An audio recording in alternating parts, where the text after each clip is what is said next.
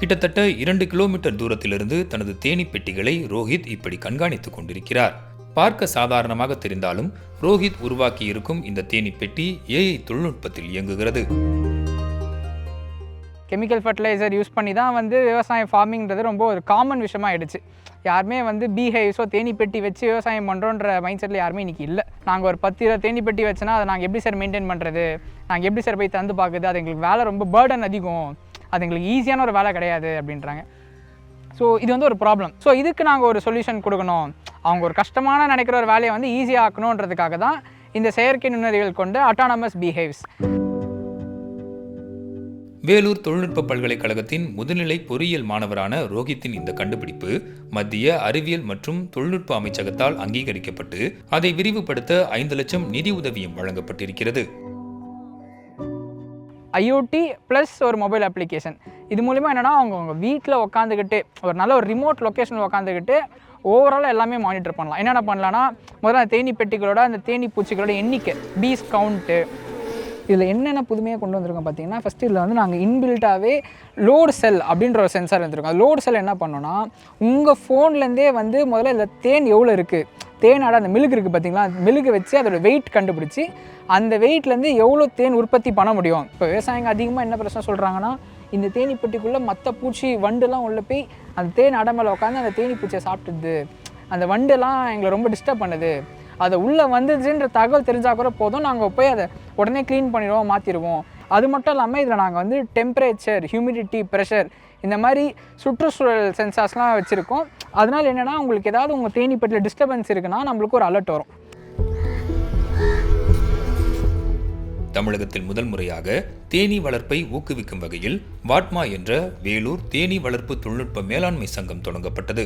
இதன் வாயிலாக வேலூர் சுற்று வட்டாரத்தில் உள்ள விவசாயிகளுக்கு இலவசமாக தேனீ பெட்டிகள் வழங்கப்பட்டன. வேர்க்கடலை நல்ல மகசூல் கிடைச்சிது.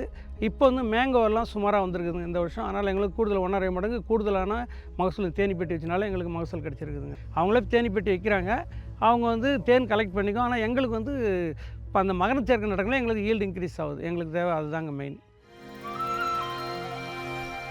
வேலூர் சுற்றி நிறைய காடு தான் இருக்குது. நான் சொன்ன மாதிரி அமிர்தி, ஜாத்தானக்கொள்ளை, பீஞ்சமந்தை, ஜமுனாமுர்த்துன்னு வேலூர் சரௌண்டிங் ரீஜனில் நிறைய காடுகள் இருக்குது. நிறைய ட்ரைபல் வில்லேஜஸ், ட்ரைபல் ஃபார்மர்ஸ் எல்லாமே இருக்காங்க. ஸோ அவங்களுக்கு ஒரு சோஷியல் காஸ்க்காக ஒர்க் பண்ணக்கூடிய ஒரு ப்ராஜெக்ட் தான் இந்த ப்ராஜெக்ட்டு.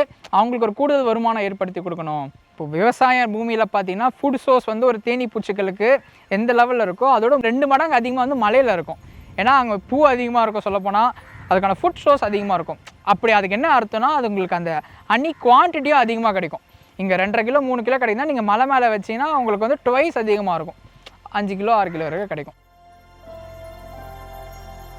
பொட்டி 5 பொட்டி கொடுத்துக்குறாங்க எங்களுக்கு, தேன் பொட்டி, தேன் வளர்க்கறதுக்கு.